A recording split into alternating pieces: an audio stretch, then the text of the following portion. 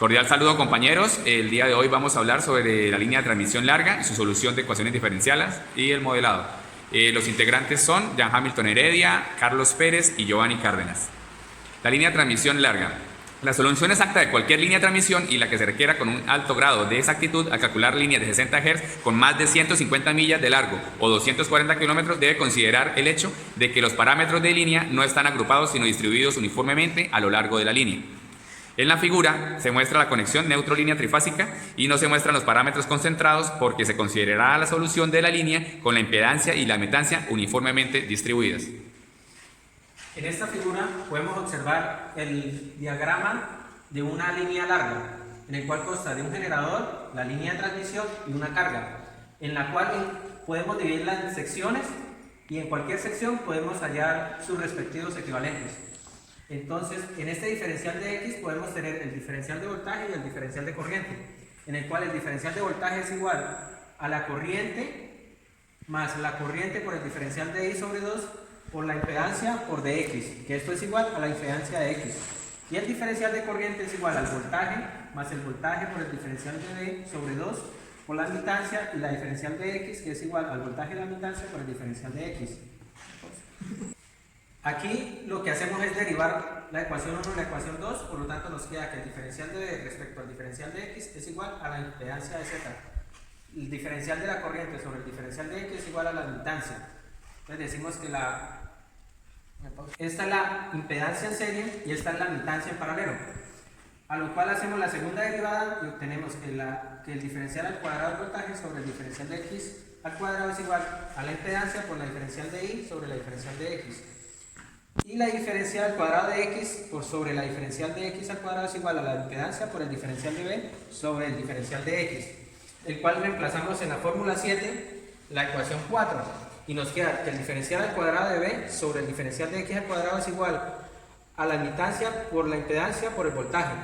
Igualmente la ecuación 8 la hacemos con la ecuación 6 y la ecuación 3, lo cual nos queda la diferencial al cuadrado de la corriente sobre la diferencial de X al cuadrado, que es igual a la admitancia por la impedancia por la corriente.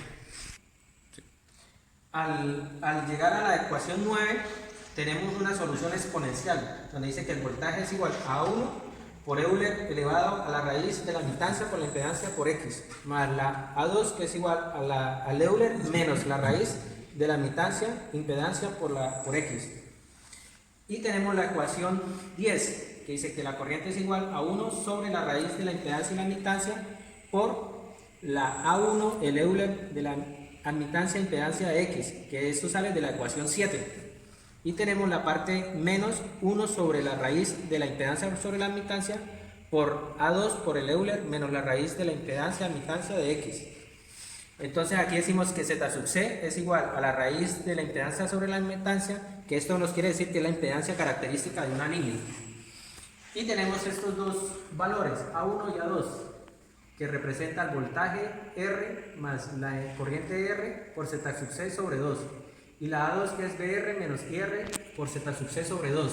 Esa es la ecuación que la metemos en la 9, esa que tenemos aquí abajo, y nos daría esta fórmula, la 11.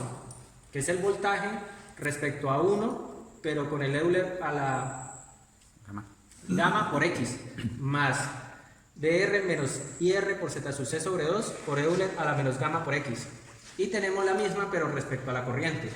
Tenemos que tener en cuenta que el alfa es una constante de atenuación y el beta es una constante de fase, donde el gamma es igual al alfa, que es lo real, más J sub beta, que es lo imaginario. Y podemos calcular esas unas variaciones de fase respecto al voltaje y la corriente, en lo que tenemos las pérdidas y las ganancias de la línea de transmisión. Continuando con el resumen que lleva el compañero, tenemos que tener en cuenta los parámetros de la ecuación hiperbólica para la línea de transmisión larga, donde vamos a contemplar el cero hiperbólico de teta, que va a ser Euler a la de teta por menos Euler a la menos teta sobre 2, y el coseno hiperbólico de teta, que va a ser igual a Euler a la teta más Euler a la menos teta sobre 2. Estos dos parámetros los vamos a reemplazar en las ecuaciones 11 y 12.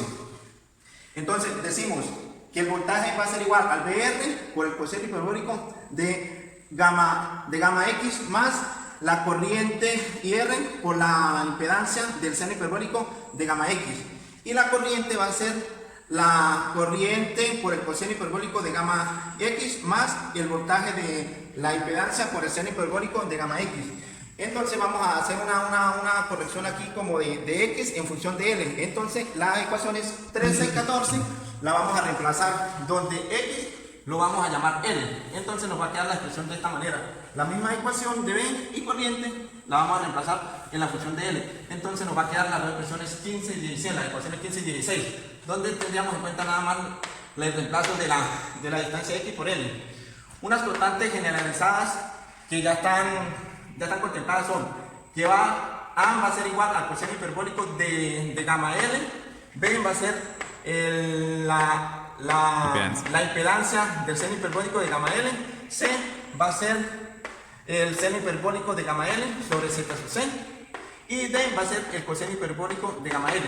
Esta constante la podemos reemplazar en las ecuaciones BS, que nos quedarían BR coseno hiperbólico de R, que va a ser el mismo va a ser el mismo A. Entonces va a ser por A más IR por el seno hiperbólico de L, que va a ser va a ser B. Entonces la ecuación esta nos va a quedar como más pequeña, entonces la podemos llamar 15 prima. O sea, es la forma de reducir la ecuación 15 y 16. Lo mismo pasaría para la ecuación 16. Entonces diríamos que IR va a ser por el coseno hiperbólico de gamma L, y el coseno hiperbólico de gamma L va a ser por D, más el BR sobre Z sub C por el seno hiperbólico de eso, que va a ser C.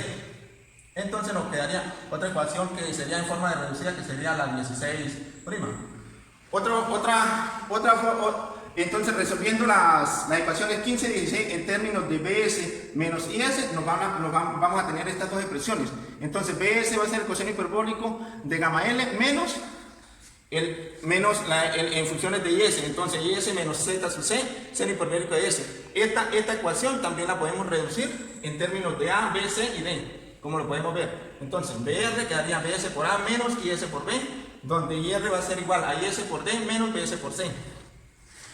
Otras funciones hiperbólicas donde se puede comprobar son las funciones hiperbólicas en forma de complejo, reemplazando a alfa más j por beta igual a teta. Entonces tenemos que beta lo podemos expresar en funciones de radianes. Esto siempre tiene que estar en radianes y teta tiene que estar en grados. Listo, entonces ya con estas fórmulas que nos quedan, vamos a desarrollar un ejercicio aplicando lo desarrollado. Listo, entonces resolviendo el ejercicio nos dan los siguientes datos. Tenemos una frecuencia de 60 Hz, una longitud de 370 kilómetros. Nos dicen que el conductor que utiliza en la línea es ACS Rock, una potencia de 125 megavatios, un voltaje de línea de 215 kilovoltios, un factor de potencia unitario a una temperatura de 50 grados centígrados. ¿Listo? Entonces, con estos datos nos vamos a la tabla de conductores. Nos dicen esta configuración de la línea es horizontal, una distancia de 7.25 metros entre conductores adyacentes. De tabla sacamos los siguientes valores: el valor de la resistencia a 50 grados, importante la temperatura que nos dan. Entonces nos da de 0.1003 ohmios millas, que al pasarlo a kilómetros me queda en 0.09962 ohmios por kilómetro. De la misma tabla podemos saber de sacar el valor del DS para ese conductor, que nos lo dan en pies. Lo transformamos a metros y me queda 9.9669 por 10 a la menos 3 metros. ¿Por qué no necesito metros? Porque voy a dar mi D equivalente. Acuérdense que el D equivalente para él sería 2 veces esta distancia más una vez el doble de la distancia. ¿Listo? Nos da un valor de 9.11344 metros. Tengo en metros y tengo en metros, simplemente lo llevo a la fórmula de nuestra L, que es 2 por 10 a la menos 7 logaritmo natural de D equivalente sobre el DS. Reemplazamos valores y me queda un valor de 1.3641 por 10 a la menos 6 Henry sobre metro. Hallamos ahora sí la capacitancia inductiva de la línea por medio de la fórmula que ya todos hemos trabajado durante los ejercicios anteriores. Importante pasarla de kilómetros, la tengo a metros, ¿sí? Para que me quede en kilómetros, perdón, a metros, y me queda el total de 0.5142 ohmios por kilómetro. Este valor y este valor de R tengo que tenerlo muy presente para más adelante. Nuestra admitancia, el valor de la fórmula de admitancia puede ser 2pi por F por la capacitancia, Acuerden que la capacitancia es igual a 1, perdón, que también la admitancia puede ser el inverso de la reactancia capacitiva. Hallamos nuestra capacitancia del circuito por medio de la fórmula reemplazando el R. Ya tengo valor de aquí equivalente. El R vuelve y juega, sale de la tabla para el conductor ROC, el radio que me dan. Al pasarlo a metros ya me quedan 0.1240 metros. Lo reemplazo, lo llevo de una vez al inverso del XC y me queda de esta forma. 2 pi, 120 pi por 2 pi por 8.85 por 10 a la menos 12 sobre el logaritmo natural de 9.1344 sobre 0.1240. Importante otra vez que lo tengo en kilómetros y debo pasar, en metros, perdón, y debo pasarlo a kilómetros. Me da un valor de 3.17 por 10 a la menos 6. El valor de medios, que lo puedo utilizar también a veces de acuerdo a la fórmula, pues sería la mitad de ese valor, sería 1.5876 por 10 a la menos 6. Listo, entonces tenemos nuestro valor de admitancia de 3.17 por 10 a la menos 6 a un ángulo de 90 grados teniendo en cuenta el desfase. Tenemos nuestra impedancia del circuito. Acuérdense que en lo que veíamos en la fórmula anterior sería igual a la resistencia más JXL. Nuestro valor de XL, que lo teníamos aquí, nuestro valor de R, que lo había señalado, lo reemplazamos y después de despejar el complejo lo pasamos de a polar y nos queda de la siguiente forma: 0.5237 a un ángulo de 79.03 ohmios por kilómetro. Recuerden que ya trasladamos todo eso a kilómetros. El Z total pues sería multiplicar eso por el valor de la longitud y me daría un valor de 193.769 ohmios en kilómetros. Hallamos nuestra ZC de la fórmula que vimos anteriormente igualmente, que es igual a la raíz cuadrada de Z sobre Y. Reemplazamos valores. Importante, cuando se hace la división se está restando los ángulos, ¿listo? Y el ZC me queda el valor de 406.1212 a un ángulo de menos 5.485. Hallamos nuestro gamma. El gamma ahora va a ser la raíz cuadrada de la multiplicación de la admitancia por mi Z, que era el valor de 0.5237. Como aquí ya se está multiplicando, importante, los ángulos se suman sobre la división de los dos y me da un valor de 1.2895 por 10 a la menos 3 a un ángulo de 84.515. El gamma L total, al multiplicarlo por la distancia, me da este valor. Lo transformo en un complejo y me queda que un valor de 0.04560 más J 0.4709. En esta forma yo puedo sacar qué es alfa y qué es beta, que lo veíamos en las fórmulas anteriores. Importante igualmente lo que recordaron los dos compañeros anteriores, que el beta esté en radianes. Como tengo que transformarlo, lo multiplico por la división de 180 sobre pi y me queda en 27.209 grados. Vamos ya, tenemos los parámetros de impedancia y capacitancia, lo que miramos de la parte de la admitancia y la impedancia, y simplemente lo llevamos a la parte de la carga ahora. Hallamos el voltaje en la carga y la corriente en la carga. Recuerden que nos daban el voltaje de línea, lo dividimos, me da el voltaje de fase. Y lo mismo con la corriente, lo dividimos, me da la corriente de línea, que va a ser la misma de fase.